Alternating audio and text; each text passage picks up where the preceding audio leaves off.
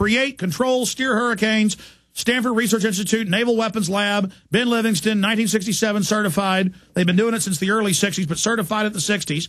It isn't real because people don't see it all over the news, but it's been declassified. And so, excellent question. The other one was about pole shifts. The pole has been moving an unusual amount in the north and the south, and it does flip around, and the planet does move around and do things. And all the continents were once together in Pangea. I mean, who knows what could happen? Giant meteors hit us. The point is, the only thing that's constant is change. Okay, let's go to Jerry in Florida. Jerry, you're on the air. Mr. Jones, it's a pleasure to get through. I just, real quick, wanted to compliment you on your impeccable Arnold Schwarzenegger impersonation. I listen to you all the time, and when you kick into one of your rants and you get going on that, dude, I just die. The Tea Party people are nothing. They're weak. We will ignore them and roll over them. Stop it, you. No. Hey, listen. No.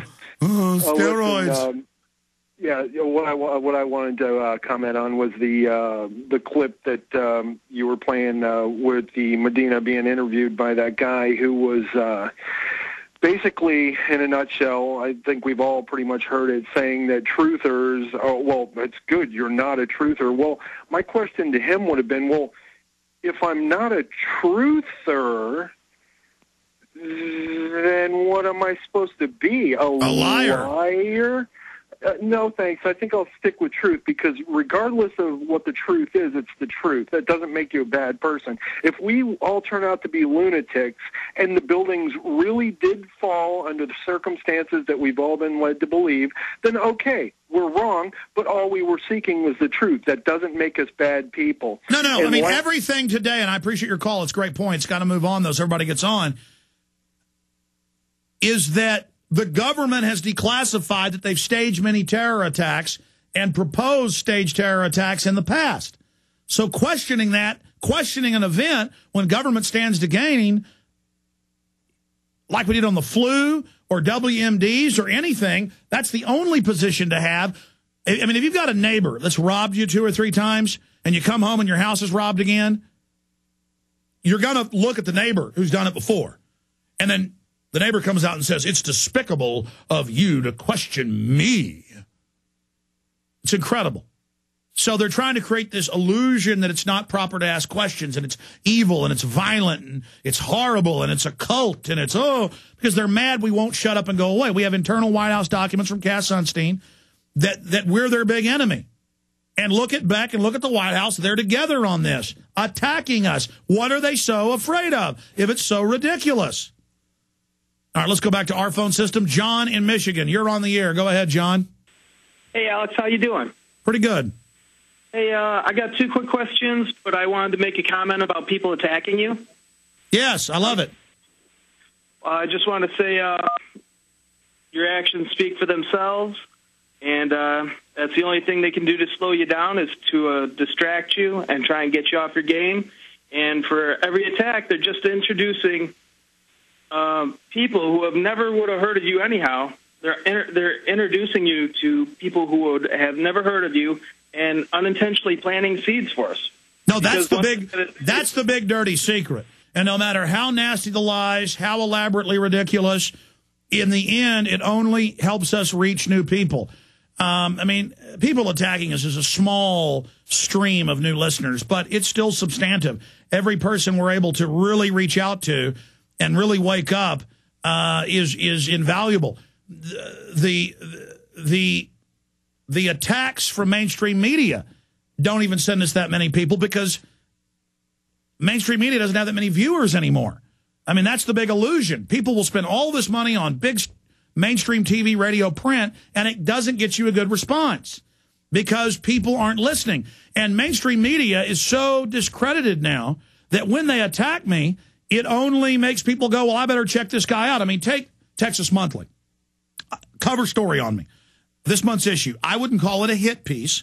It's got website names wrong, dates of key things wrong, even though I told them.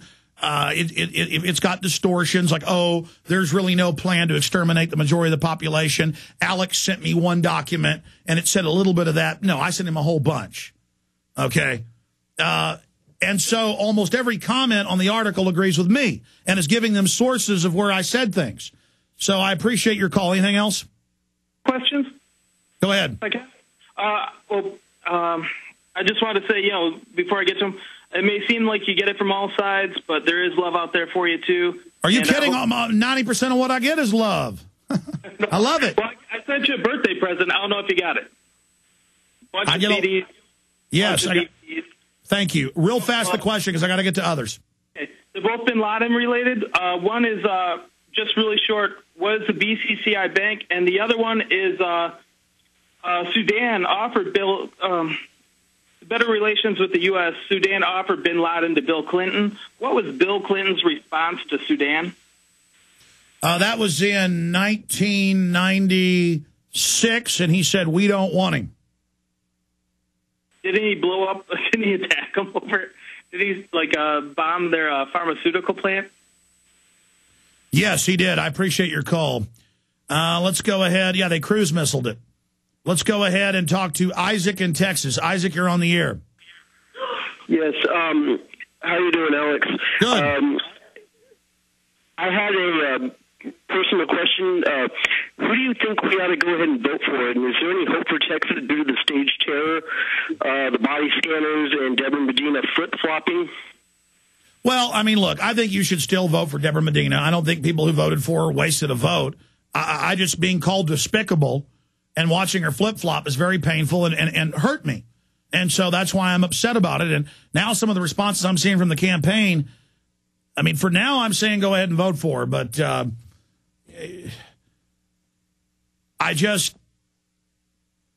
mean, go to her website. Have we gotten any response yet from these people? I appreciate your call. Let's go ahead and talk to Kevin in California. Kevin, you're on the air. Go ahead. Hey, Alex, how you doing? Good. Well, I got a couple comments on Debra Medina. One real quick one here. One of the things that bothered me the most about it was calling people despicable. She's basically stomping on free speech at that point in time. And so she, yeah, but hey, don't criticize her. You're evil. I mean, you don't have your free speech now. Oh, I understand that. And here's a couple other points for you real quick. 26 years ago, Frank Zappa, you can see the video on Musicians for Freedom, was talking about, in 1984, race-specific bioweapons. So I've had his wife on. And